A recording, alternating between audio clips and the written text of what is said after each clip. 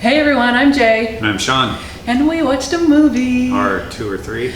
Yes. So you may have heard one of the world's biggest and most famous film festivals, the Toronto International Film Festival, has now come and gone. So we have attended this festival many years. And I'm happy to say that we got to do it even this year. 2020 has done a lot of crazy things to everyone and made a lot of in-person gatherings obsolete, and yet TIFF somehow pulled off some kind of festival, which is very impressive.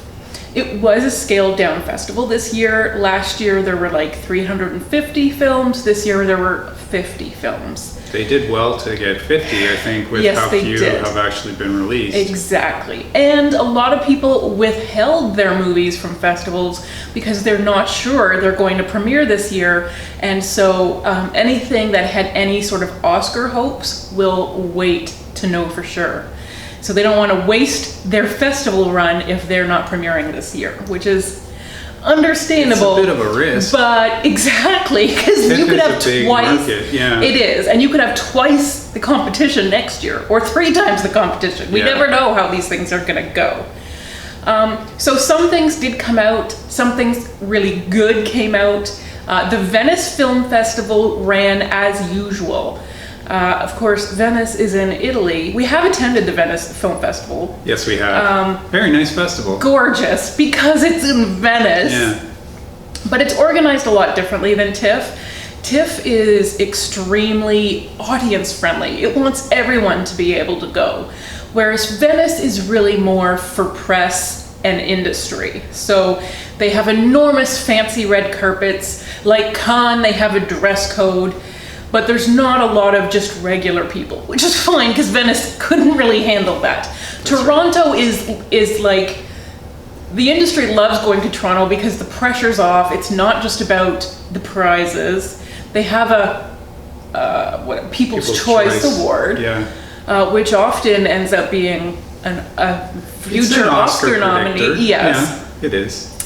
But it's really just like a fun time. There's loads of red carpets happening all over the city, in fact. And they have so many venues, huge venues. These are not just movie theaters. They rent out like the symphony orchestra, like the whole... the playhouses. So it is a big deal. In fact, the first like 5 days of the festival, a long weekend, they will close down streets. To all traffic. It's pedestrian only. Which is a big deal. That's It is a big deal. Yes, it has a lot of the theaters. So you can really just walk through the hubs of these the Princess of Wales and what is that big theater called? Thompson Hall. Yep. So it's a great little area. And the people are there handing stuff out for free. People are excited. There's games and photo ops.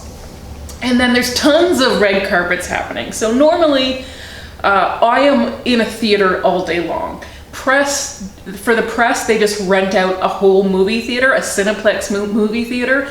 So I'll just go from one theater to the next all day long, just seeing movies.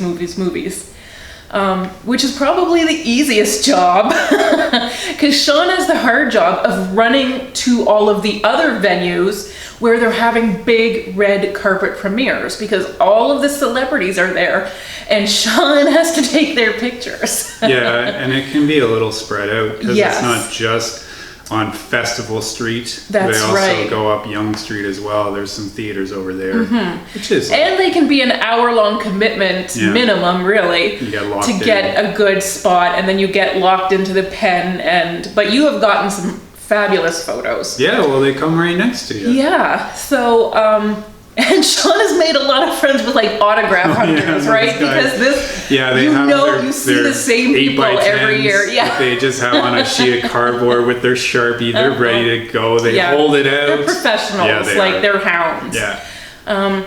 So obviously we did not do that this year. Nope. There was very little in-person attendance. They had some drive-in theater pop-up events, which is kind of cool. Yeah, it is. But for press, they kept it entirely online. So the festival happened in my bedroom this year. Yes, it did. And I told Sean, pictures were strictly forbidden.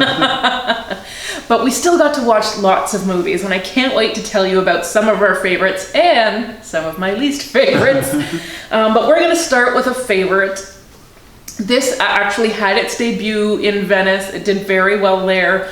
Super well received again in Toronto.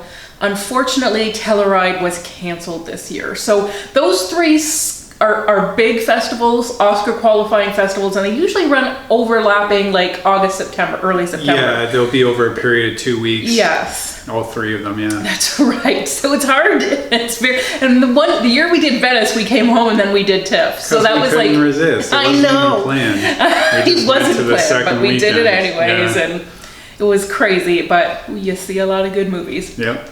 Well, we had a few that we weren't able to see in Yeah, Venice, that's just right. scheduling. Yeah, and some of them don't premiere in the same place, right? You like to have the North American premiere, and the festivals compete with each other to see who can get the world premiere of the big movies. So they overlap, but not entirely. So here is the one I will start with. It's called Pieces of a Woman. It is directed by Kornél Mundruczó. And it is as good as it is devastating. Yeah, I have to say. It stars Vanessa Kirby as Martha. Vanessa Kirby's first really big leading role. She's been in a lot of stuff. You recognize her face. She's been in some big franchises. Fast and the Furious, I know that's what Sean knows her from. I didn't recognize her from that. Oh, really? Yeah, now that you say it, okay. That's where she's from, yes.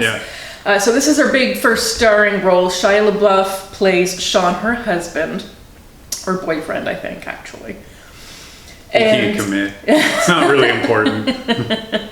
And her mother is played by the wonderful Ellen Birdstein. And I'm so obsessed with this woman. It is yeah, she's great. a complete treat to see her again in this.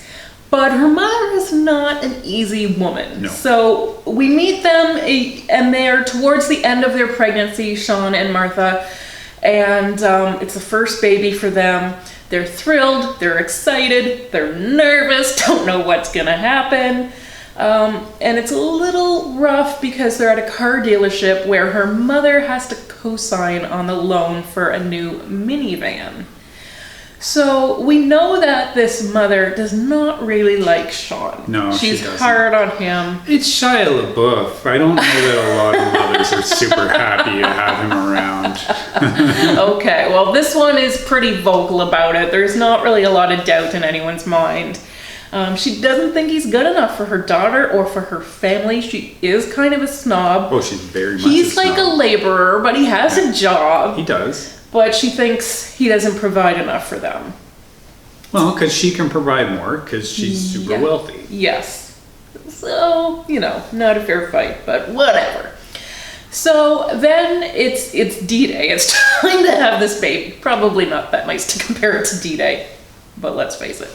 And the thing is, like, it's their first baby. They have a birth plan. They're well prepared for this. They want to do a home birth. They have a midwife picked out, of course, that they've been working with and are comfortable with.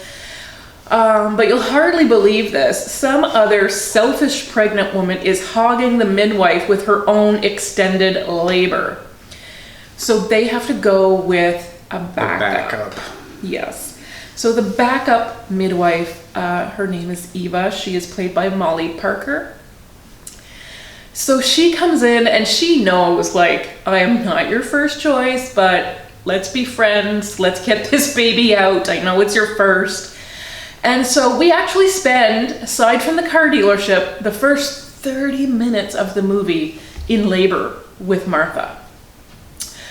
And it's intense. It's not graphic. I wouldn't mind that, and we have seen it sometimes in film, but it is intense, it is intimate. We are right in her face as she is writhing in agony and doubting herself and then pleading for it to be over, and she is racking her body and soul, I think. She wants to meet this baby. She's not sure if she can do it. This isn't what she planned for. And then the baby is in some distress. So that's when, there's no more fooling around. We can't just keep trying. The baby has to come out. So They call an ambulance, but let's get this baby out now if we can. And they do. And it is, after that last little bit of emergency, tense, urgent feeling, it is such a relief to see the baby come out, to cry, to be placed in her mother's arms. And you can kind of see the relief on the midwife's face. Martha's face is distorted, still with pain, but shock and overwhelming emotion. And she and her husband, our boyfriend, are crying, and and then the baby turns blue, and the baby dies.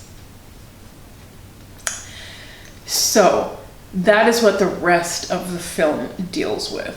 We are mainly sticking with Martha. This is her story. These are the pieces of her grief. Her heart is broken.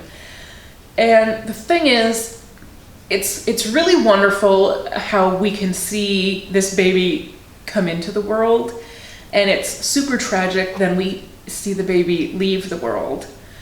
But the last 2/3 of the film, where we have to watch a mother learn how to live without her baby, that's not easy.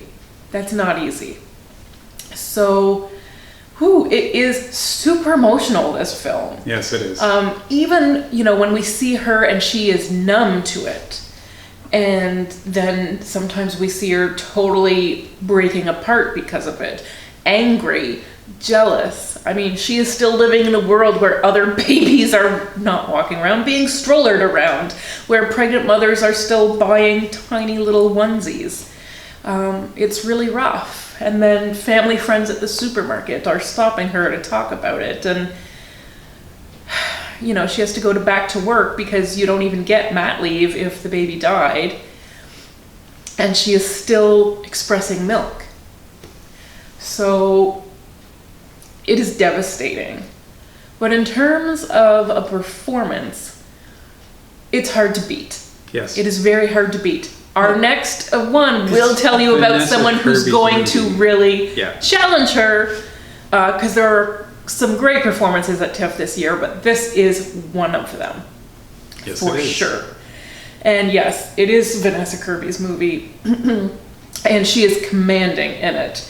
You don't look away from her. And there's a lot of tough stuff going around, including the mother has like a family distant relative played by Snook come in. She's a lawyer, and they're gonna sue the midwife. And just as we are watching this woman grieve the baby and try to incorporate like a lawsuit, a malpractice lawsuit into that grieving, that's not good for the grieving process. No, it's not healthy. No. And then like her and her mother fight about what the body is going to be done with. Obviously, losing a child is like, I don't know, maybe the worst thing you can live through. And it does damage a lot of couples, because everyone grieves differently. It's not even really a failing of the couple.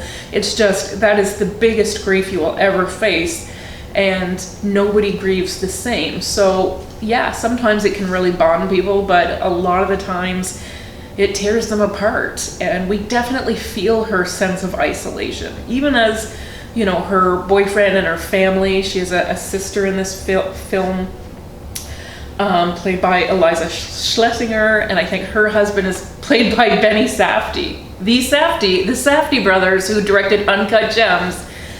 Benny Safdie.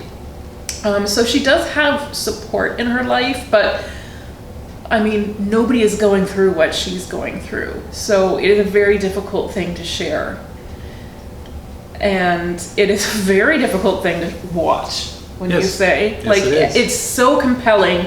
Vanessa Kirby is so good, and yet it is difficult to watch because she is so convincing.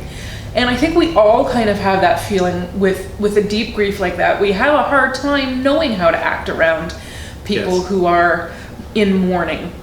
We do. So I feel like some of that feeling even applies to the audience here. It's hard to look at her. She is broken.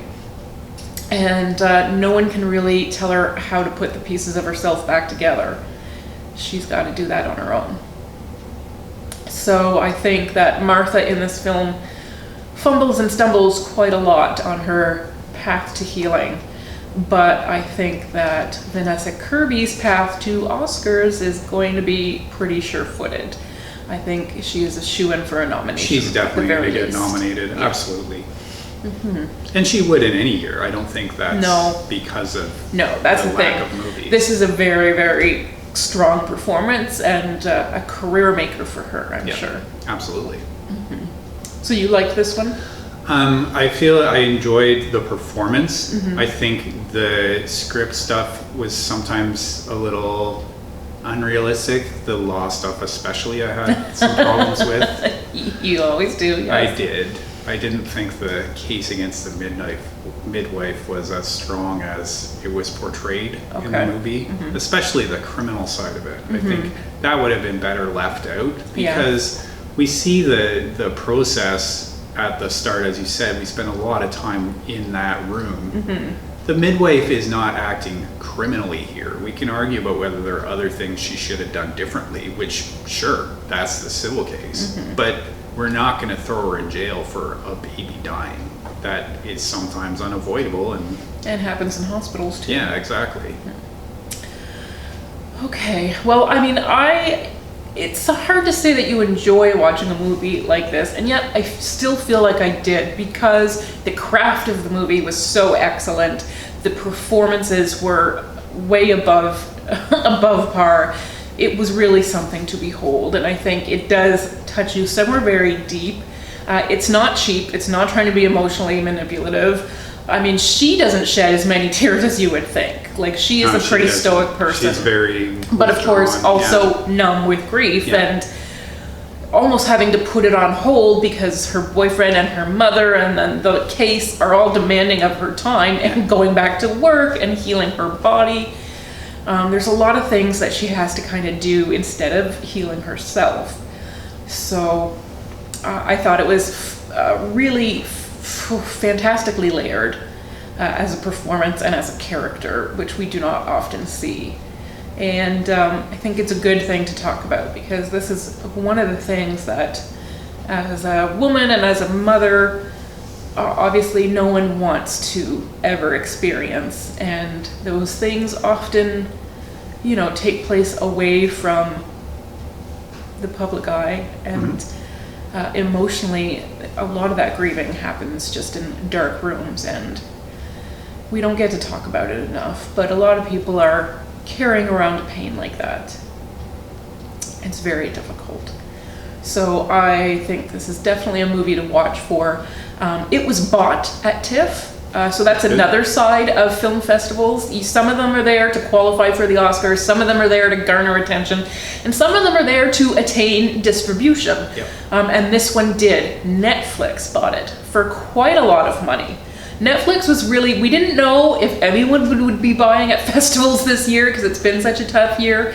Netflix came with a pretty fat wallet, and this is only one of the ones they picked up. Makes sense. They absolutely will be looking for content, and I'm sure their productions in-house have been delayed just as everyone else's have. So if there's a movie ready to go, they're let's snapping throw it it up. on there. And they have had some definite Oscar-worthy movies lately. They certainly did last year. They had multiples. So they don't mind racking those up. Not at all. So they have not set a release date. I will update the information below when they do, but I have heard that we may see it as soon as next month. Well, so it's they ready to are looking towards this year's Oscars for sure. So keep an eye out for that one. Thanks so much for watching, everyone. Bye.